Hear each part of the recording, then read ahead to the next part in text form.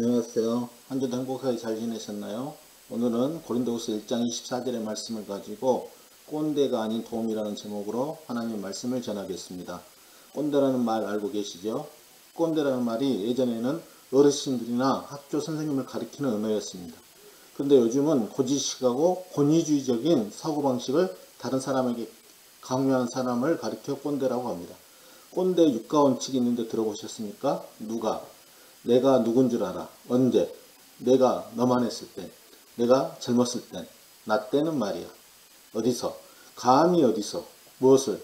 내가 뭘 안다고 그래? 어떻게? 어떻게 나한테 이럴 수가 있어? 왜? 내가 그걸 왜 아니? 이런 말을 자주 하게 되면 나이에 관계없이 꼰대일 가능성이 높다고 합니다. 꼰대의 육가원칙에 비춰보면 지금 나는 꼰대인 것 같습니까? 꼰대가 아닌 것 같습니까? 스스로 꼰대가 아니라고 생각한 사람이 꼰대일 가능성이 높다고 합니다. 나도 모르는 사이에 꼰대가 되어가고 있을 수도 있습니다. 꼰대가 되면 자신만 옳다고 생각하기 때문에 다른 사람들이 하는 말과 행동 모든 것이 마음에 들지 않아 늘 불평불만이 가득하여 꼰대인 자신도 힘들고 괴롭습니다. 또 이런 꼰대와 함께 생활하는 사람들은 더 힘들게 됩니다. 그렇게 저와 여러분은 자신을 위해서도 자신이 속한 공동체를 위해서도 꼰대가 되지 말아야 합니다. 꼰대가 되지 않으려면 쓰리고를 잘해야 한다고 합니다. 첫째는 자꾸 먹어가는 제 나이를 낮추어 젊은 사람과 소통하고, 둘째는 자신의 잘 나갔던 옛날을 잊고, 셋째는 남의 인생에 참견하지 말고입니다. 저와 여러분은 꼰대가 되기보다는 다른 사람들에게 기쁨을 주는 도우미가 되어야 합니다.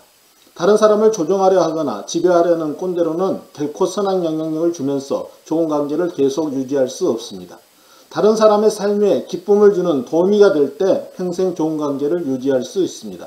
그렇게 저와 여러분은 꼰대가 아닌 도우미가 되는 삶을 살아야 합니다. 오늘 본문에 나온 사도 바울도 꼰대가 아닌 도우미의 삶을 살겠다고 다짐합니다. 사도 바울은 고린도 교인들을 향한 자신의 마음가짐을 오늘 본문인 고린도후서 1장 24절에서 이렇게 밝힙니다. 우리가 너희 믿음을 주관하려는 것이 아니라 오직 너희 기쁨을 돕는 자가 되려 함이니 이는 너희가 믿음에 섰음이라. 오늘 본문에 나온 주관하다는 말은 무엇의 지배자이다, 무엇의 절대적인 영향력을 발휘하다, 무엇에 대한 주권을 가지고 있다라는 의미입니다. 또 돕는 자란 말은 함께 일하는 사람, 동역자, 도우미를 뜻합니다. 사도 바울은 자신이 고린도 교인들에게 주인 노릇하려는 꼰대가 아니라 고린도 교인들이 기쁨을 누리도록 함께 일하는 도우미라고 말합니다. 이처럼 바울이 고린도 교인들을 향해 꼰대가 아닌 도우미가 될 수 있었던 이유를 오늘 본문에서는 고린도 교인들이 이미 믿음에 서 있기 때문이라고 밝힙니다. 하지만 실제로는 바울이 오늘 본문에서 고린도 교인들이 믿음에 섰다고 말할 당시에 고린도 교인들은 믿음에 서 있지 않았습니다. 아마 고린도 교인들은 사도 바울이 자신들을 향해 믿음에 서 있다고 말한 것에 대해 자신들의 길을 의심했을 것입니다. 사도 바울이 자신들을 향해 이미 믿음에 온전히 서 있다는 말에 우리가 하고 아마 반문했을 것 같습니다. 오늘 본문 전후로 보면 그 당시 고린도 교인들은 산적한 문제들을 많이 가지고 있었습니다. 바울을 근심하게 하는 일들이 많이 있었습니다. 고린도 교인들 가운데 거짓 사도들의 주장에 해독되어 바울을 대적하는 안티들도 있었습니다. 고린도 교인들 가운데는 벌을 받아야 할 만큼 바울을 괴롭게 하는 사람들이 있었습니다. 하지만 바울은 이런 고린도 교인들을 향해 믿음에 서 있다고 말합니다.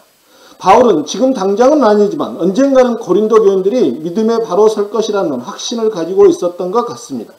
바울은 고린도 교인들이 비록 지금은 믿음에 온전히 서 있지는 못했지만 앞으로 온전한 믿음에 설 것으로 믿고 고린도 교인들의 믿음을 주관하려고 하지 않았습니다. 저와 여러분도 바울처럼 다른 그리스도인들의 믿음을 주관하지 말아야 합니다. 그리고 저와 여러분은 다른 사람의 믿음에 지배당하지 않기에 자기 스스로 올바른 믿음을 가지고 서 있어야 합니다. 그리스도인들은 다른 사람들의 독단적이고 무책임한 간섭에 무턱대고 굴복할 이유가 전혀 없습니다. 그리스도인들은 각자의 믿음과 신앙을 가지고 예수 그리스도를 주님으로 모시고 섬기며 사는 것이 중요합니다. 우리 각자가 올바른 믿음에 서 있지 않으면 자신의 믿음을 지키기가 어렵습니다. 이단들의 감언이설에 쉽게 넘어가 믿음을 지배당할 수 있습니다. 또 목회자들이 성경에 어긋나는 가르쳐도 무조건 아멘하고 받아들여 잘못된 신앙인이 되기 쉽습니다. 그렇게 스스로 올바로 설 수 있도록 믿음을 키워야 합니다. 올바른 믿음을 갖도록 성경을 바로 알아야 합니다. 또 신학도 올바른 신학을 가져야 합니다. 성경이나 기본적 신학 지식이 없이 올바른 믿음을 가진 신앙인이 된다는 것은 어렵습니다. 그래서 예수님도 공생의 사역을 하실 때 많은 시간을 들여 제자들을 가르치셨습니다. 우리가 다른 사람들에게 우리의 믿음을 지배당하지 않으려면 성경을 제대로 읽고 성경을 똑바로 공부해야 합니다. 그렇기 위해서 저와 여러분은 끊임없이 스스로 믿음에 서는 일을 게을리해서는 안 됩니다.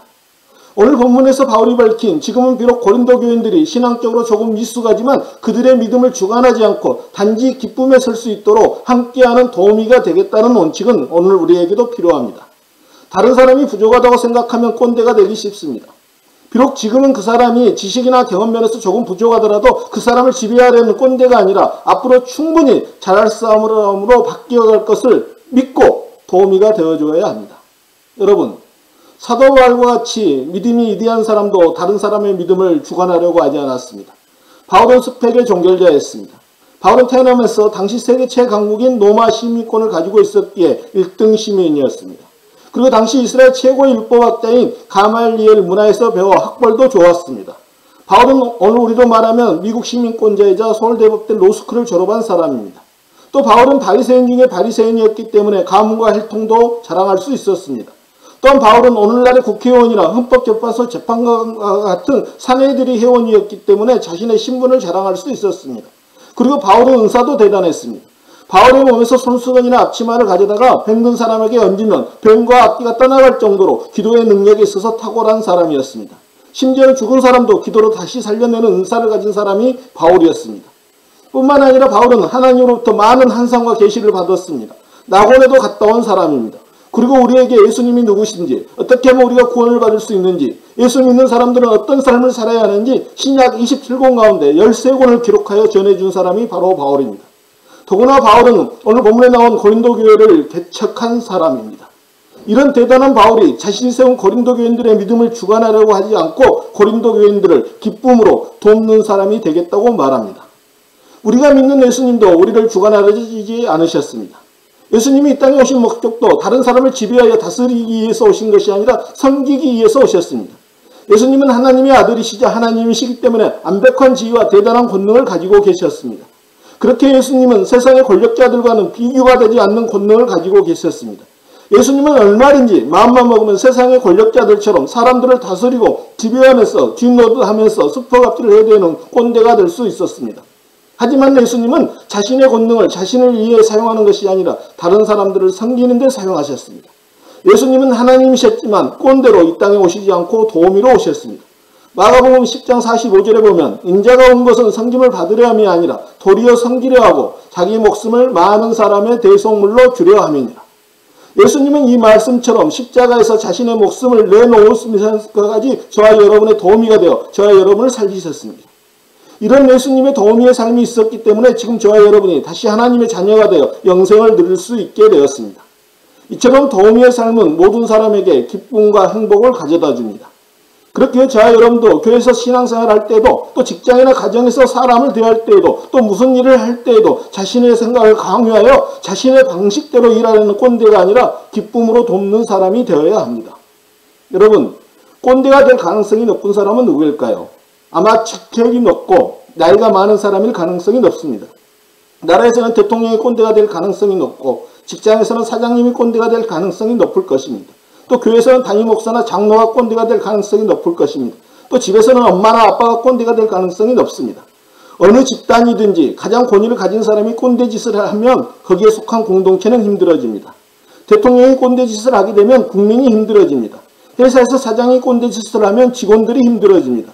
교회에서 담임 목사나 장로가 꼰대 짓을 하게 되면 교인들이 힘들어지고 교회가 분열하게 됩니다. 가정에서 부모님이 꼰대 짓을 하게 되면 아이들이 마상을 입게 됩니다. 마상이 무슨 뜻인지는 아시죠? 마상은 마음의 상처입니다. 국가든지 회사든지 교회든지 가정이든지 마상을 당한 사람이 없으려면 지위와 나이에 관계없이 모든 사람들이 꼰대가 아닌 도우미의 삶을 살아야 합니다. 저와 여러분은 꼰대가 아닌 도우미의 삶을 살아 저와 여러분 주변에는 마상을 당하는 사람이 한 분도 없었으면 좋겠습니다. 하나님께서는 오늘 사도 바울을 통해 그리스도인들은 다른 사람들의 믿음을 주관하는 꼰대가 아닌 다른 사람들이 기뻐하는 삶을 살도록 돕는 도우미가 되어야 한다고 알려주셨습니다. 이제 저와 여러분도 다른 사람들을 자신의 생각대로 주관하려는 꼰대가 아니라 단지 다른 사람들이 기뻐할 수 있도록 옆에서 돕는 도우미가 되어야 합니다. 지금 나는 어떻습니까? 다른 사람을 내 마음대로 주관하려는 꼰대입니까? 아니면 다른 사람이 행복하도록 기쁨으로 돕는 도움입니까? 기도하시겠습니다. 하나님 아버지, 저희들의 삶이 꼰대가 아니라 도우미가 될 수 있도록 이끌어 주시옵소서. 예수님 이름으로 기도하옵나이다. 아멘. 한 주도 주님 안에서 승리하시기를 바랍니다. 감사합니다.